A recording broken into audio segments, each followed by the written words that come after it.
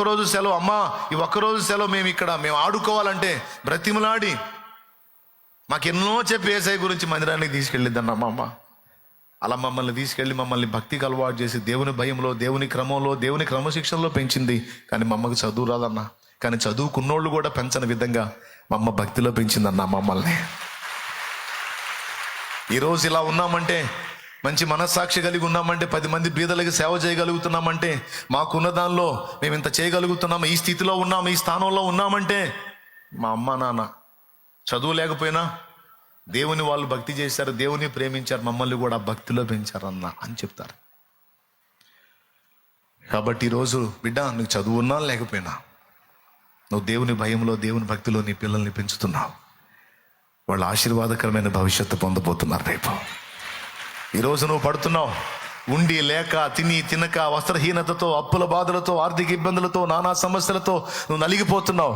కానీ నీ పిల్లలకు దేవుడు అలాంటి పరిస్థితులు రానివ్వడు. ఈ కొలిమంతా నీతోనే. ఈ అనుభవాలు, ఈ శ్రమల కొలిమి నీకు, నీ పిల్లలకి దీనత్వాన్ని నేర్పడానికి. నువ్వు అనుకుంటావు నా ఒక్కడికేనా అని కాదు, నీకు, నీ పిల్లలకు కూడా ఈ శ్రమల కొలిమి దీనత్వాన్ని నేర్పిద్ది, ధనం విలువ నేర్పిద్ది, దేవుని భయం నేర్పిద్ది, దేవుని భక్తి నేర్పిద్ది. అదే ఈ శ్రమల కొలిమి నీకు లేకపోతే, ఈ లేమి, కొదువ, కొరత అనేది నీకు లేకపోతే నీ పిల్లలు గర్విష్ఠులుగా పెరుగుతారు, నీ పిల్లలు గర్వహృదయులుగా పెరుగుతారు. నీకు తెలీదు, నీ పిల్లల మీద దేవుని ప్రణాళిక ఉంటే వాళ్ళకు దీనత్వం నేర్పడానికి కావాలనే కొన్నిసార్లు దరిద్రతను నీకు అనుమతిస్తాడు దేవుడు, లేమిని నీకు అనుమతిస్తాడు. అందువల్ల నీ పిల్లల హృదయాలు గాయమైపోవాలి, వాళ్ళకి దీన మనసు రావాలి, వాళ్ళు దేవునికి కనెక్ట్ అవ్వాలి, వాళ్ళు భక్తిని నేర్చుకోవాలి, వాళ్ళు భక్తిపరులు కావాలి. ఫలితంగా వాళ్ళ భవిష్యత్తు ఆశీర్వదించబడాలి. ఆ తర్వాత నీ పిల్లల ద్వారా అనేక మందిని దేవుడు దీవించాలి.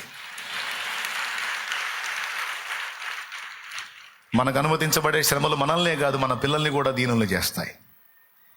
కావాలంటే సంపన్నుల పిల్లల్ని మీరు చూడండి, దాదాపు 90% భ్రష్టులే అయ్యారు. సంపన్న పిల్లలు మీరు చూడండి, ఆస్తిపరుల పిల్లల్ని మీరు గమనించండి, చాలా వరకు వ్యసనపరులు అయ్యారు. సంపన్నులుగా ఉండి కూడా పిల్లలకి దీనత్వాన్ని నేర్పిన వాళ్ళ పిల్లలు మాత్రమే భద్రంగా ఉన్నారు. కొంతమంది సంపన్నులుగా ఉన్నప్పటికీ కూడా పిల్లలకు దీనత్వాన్ని నేర్పుతారు, తమ కష్టాల గురించి నేర్పుతారు, ఎన్ని బాధలు పడి పైకి వచ్చాడో ఎంత అవగాహన కల్పిస్తాడు బిడ్డలకి. కన్నీళ్లతో తన గాథ చెప్పుకుంటాడు, బిడ్డల మనసుని గెలుస్తుంది. ఫలితంగా పిల్లలు దీనత్వాన్ని నేర్చుకుంటారు. ఈరోజు మనకు అనుమతించబడే శ్రమలు మన పిల్లల్ని ఆశీర్వదించడానికే, మన పిల్లల భవిష్యత్తును శుభప్రదం చేయటానికి. నేను చెప్తున్నాను, గుర్తుపెట్టుకో. నీ బిడ్డలకి నేర్పుకో, భక్తి నేర్పుకో, ఆత్మీయత నేర్పుకో, దేవుని ప్రేమించడం నేర్పుకో, బీదలకు సాయం చేయటం నేర్పుకో, దేవుని కొరకు ఇవ్వటం నేర్పు. దేవుని సన్నిధిలో వేసేటప్పుడైనా ఒకవేళ దైవజనుడు నీ ఇంటికి వస్తే నువ్వు ఇచ్చేదైనా సరే నీ పిల్లల చేత ఇప్పించు. నానా, అదిగో దైవజనుడు వచ్చాడు, ఇవ్వు నాన్న, ఇచ్చి ప్రార్థన చేయించుకో. నేను ఆ పనే చేస్తాను, నా పిల్లలకి ఇచ్చి నా పిల్లల చేత ఇప్పిస్తాను. నేనివ్వను, పిల్లలకి ఇచ్చి నాన్న మీరు వెళ్ళి అన్నకి ఇచ్చి ప్రార్థన చేయించుకోండి అని చెప్పిస్తాను. నేను సేవకుండా ఉండి కూడా నా పిల్లల్ని అలా నేర్పుతాను. నేను దేవుని కొరకు ఇవ్వటం, దేవుని కొరకు ప్రత్యేకంగా తీయటం మీరు పిల్లలకి నేర్పండి. ఈ క్రమం పిల్లలకు అలవాటు కానివ్వండి. ఫలితంగా పిల్లలు ఎంత దీవించబడతారో భవిష్యత్తులో మీకు అర్థమైతే. టోటల్గా భక్తి అనేది ఇహపరాలను సాధించడానికి దేవుడు ఏర్పరిచిన మార్గం భక్తి. ఆ భక్తి కూడా క్రీస్తు యేసునందలి సద్భక్తి.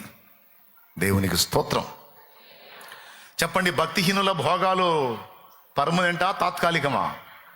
పెద్దగా చెప్పాలి, నోరు తెరిచి.